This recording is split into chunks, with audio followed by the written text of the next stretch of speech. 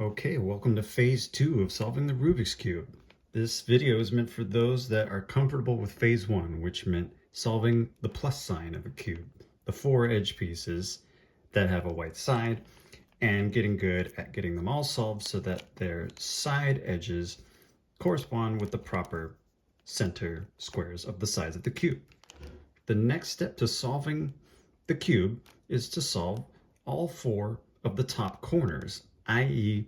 the corner pieces that have one white side to them. As you may remember, a corner piece has 3 sides, and so we have to make sure that these corners have all 3 of their sides solved. This one doesn't. It has the white side on the correct side, but green is incorrect and red is also incorrect. The way that we go about solving these is we look for one that has its white side at the bottom of a side of the cube. As such, not at the bottom of the cube itself, but at the bottom of the side of a cube. It can be at the lower left corner, like this one is, or it could be the lower right corner. Doesn't matter, it's equally solvable at that point. So you check your cube and you look for one that has that, and as you can see, mine already does. If yours doesn't, that's okay. I'll explain to you how to get them to that position.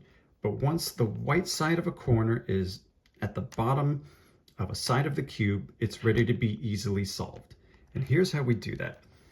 We look at the white side and we find out which color is on the adjacent side of that corner piece. So not the one that's on the bottom of the cube, but the one that is on another side of the cube, in this case, orange.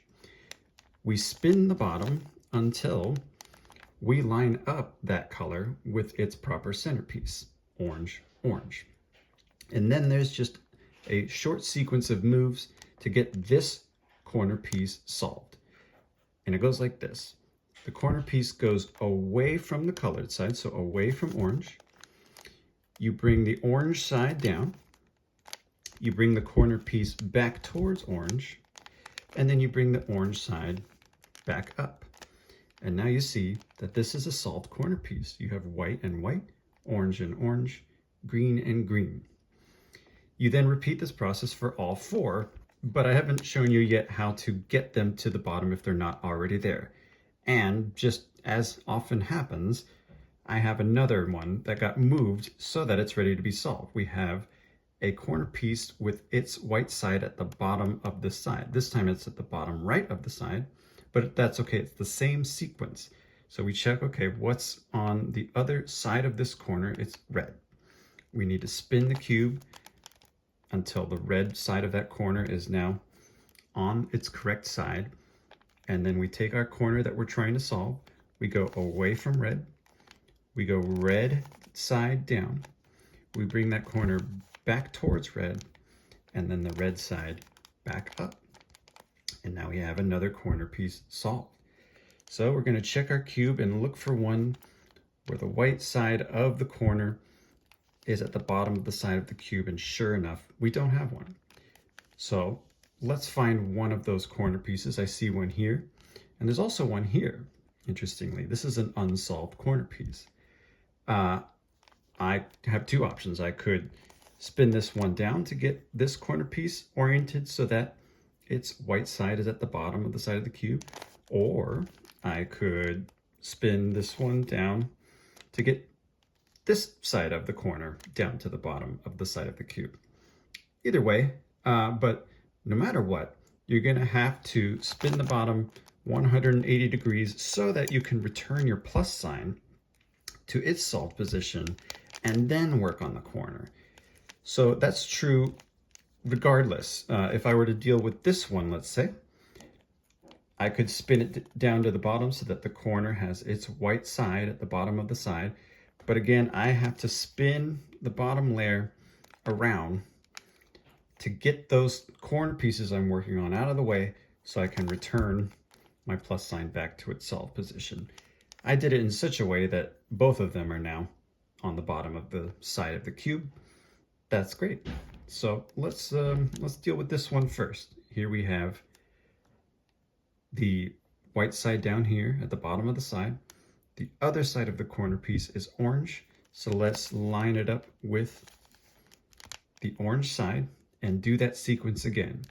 We take our corner, we go away from orange, then we turn the orange side down, we bring our corner back to the orange side, and we bring the orange side back up.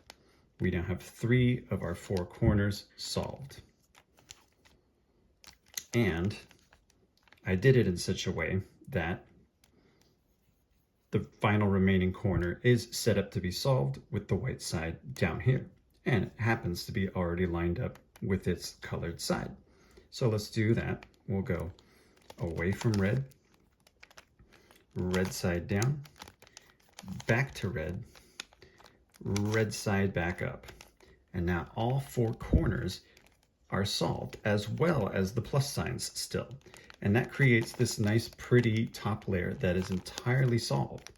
So the key thing to remember here is that, I'm going to sort of semi-mess it up again, is that you have to temporarily disrupt your plus signs in order to get those corners to the right place.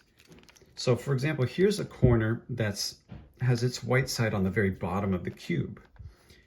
I have to, in order to get that white side to a side of the cube at the bottom, I have to spin it as such. It disrupts my plus sign piece, but that's okay. I'll just give the bottom layer a turn and spin the plus side back up. It interestingly moved a corner piece up like this, but that's okay. I was only really focusing on one particular corner piece. I think it was this one.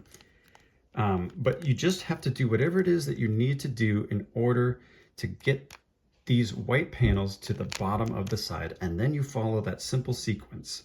It involves temporarily disrupting your plus sign, spinning the bottom layer, and then solving that corner piece. So let's go over it again. Here we have a white corner piece at the bottom of the side ready to be solved. Its opposite side is lined up with orange and orange, so let's go away from orange. The orange side comes down. We bring that corner back towards orange, and then the orange side comes back up. We look for another one that's ready to be solved. Here's one here. We will rotate until the non-white side of that corner is in its proper side, which is green. We take our corner and go away from green. We bring the green side down. We bring that corner back to green, and we bring the green side back up. And coincidentally, it set us up for yet another corner to be solved. So let's go ahead and do that. We'll spin the bottom layer around until the non-white side piece is lined up with the proper color, which is blue. So we're going to bring that corner away from blue. We bring blue down. We bring the corner back towards blue, and the blue side comes back up. And lo and behold, we have all 4 corners solved.